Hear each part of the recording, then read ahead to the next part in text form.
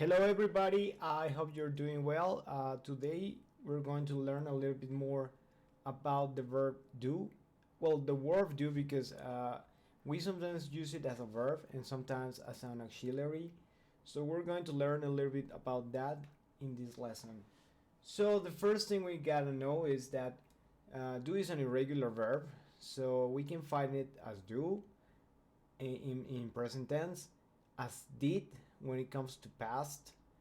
It's an easy one on the past because it always goes as did, and done in the participle. But those we're not really gonna work that much with them. We're gonna start working and focusing on do. Okay. When you're talking in third person singular in present, as you know, we have to add the letter s at the end. So for doing this, we add the s and it becomes does. Okay. Uh, so we have some examples here. Will you do a job for me? I did some shopping in this morning. Have you done your essay yet? He usually does his homework in front of the television. So we're talking about performing an activity, right?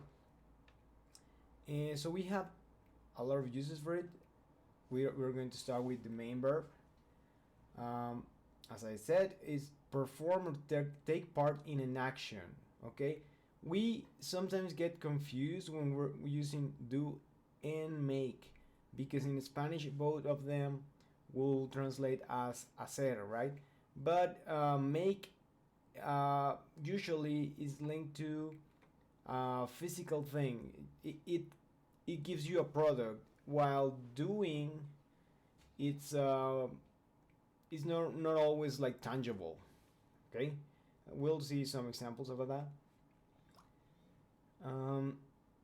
For instance, we have this question: what have you been doing today? Anything interesting?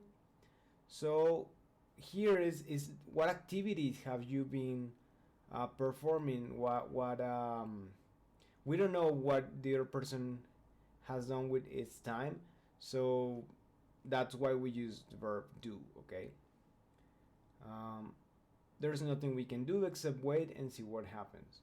So if you notice, it's a very abstract concept because it can be pretty much anything unless we know which is the action that we're talking about.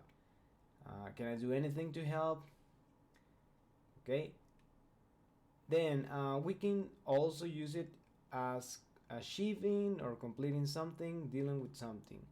I have done the watching up. So this person finished watching up. Okay. We did 80 miles on the first day of our cycling holiday. So they cycled through 80 miles. So we can use did in this case because we're talking about the past. She does the crosswords in the newspaper every day.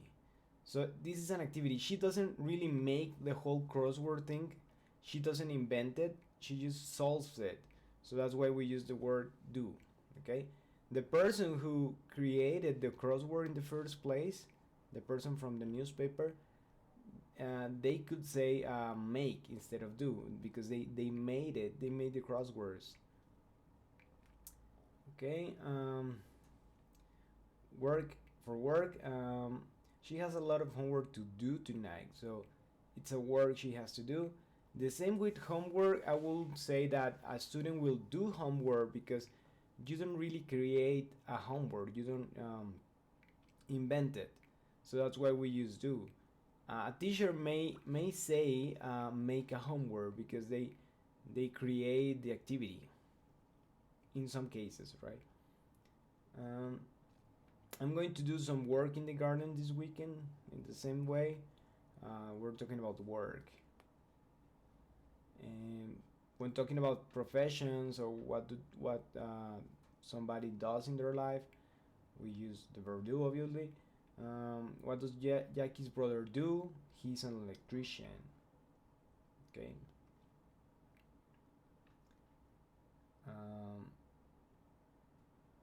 We can also use it as studying. What did you do at the university? Some people may say I did economics, but this is rather informal. It's like you usually say I studied economics, but in a more colloquial way, you can get to use I did this field of study. Okay. Mm. The same with spoken English. Spoken English is colloquial, is something that people say, but don't really write it. Um, and they may use it to replace copy, design, drawing, painting. Okay, I like that photo of you and me. Can you do me a copy? Right? Do me a copy is like give me a copy of it, right? But you're using do. Who did the design of the website? Okay, she did a lovely painting of the lake where we stayed last summer.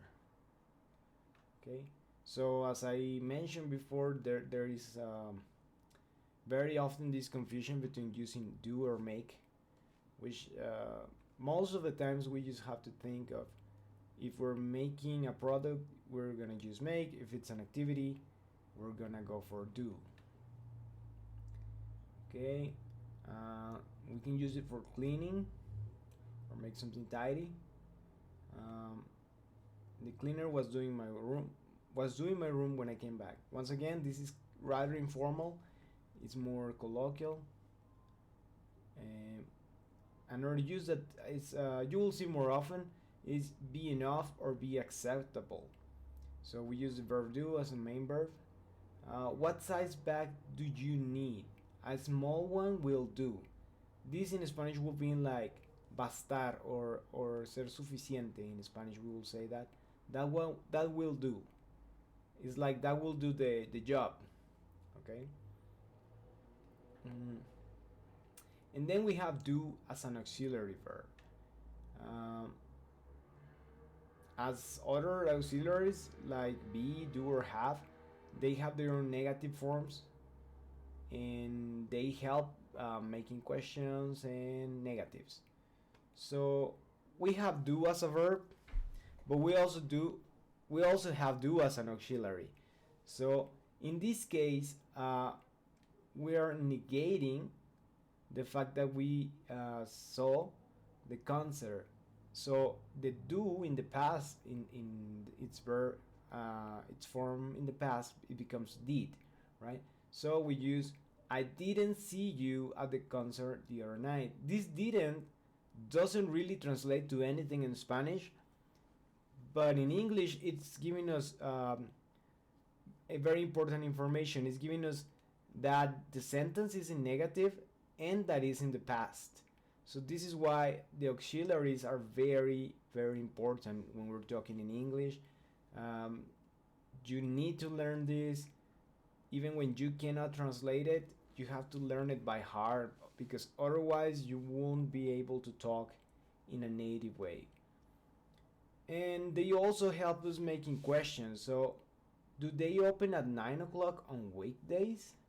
So, if we take out the do here, we will have just a statement, right? They open at 9 o'clock on weekdays, sorry. Um, but if we want to make it a question, we really need to add do at the beginning. And well, we change the intonation as we do in Spanish, but in Spanish, intonation is all it takes. Whilst here, you need to have do at the beginning. This is very important.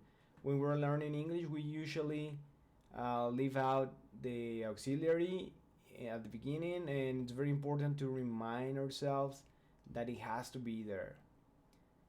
And there's this emphatic form. He does look smart in his new suit.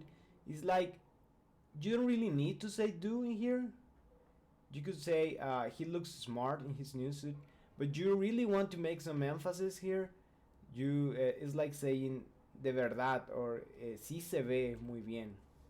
You can say se ve muy bien in Spanish, but if you want to go like to make your statement more emphatic, you can say sí se ve muy bien, right? It's like you want to make sure people understand that you think that way. So this is pretty much what the verb do is about in general. There's still a lot to learn about it, but these are the basics. So we probably will cover the rest of it in a future video. So hope it was helpful for you. Thank you.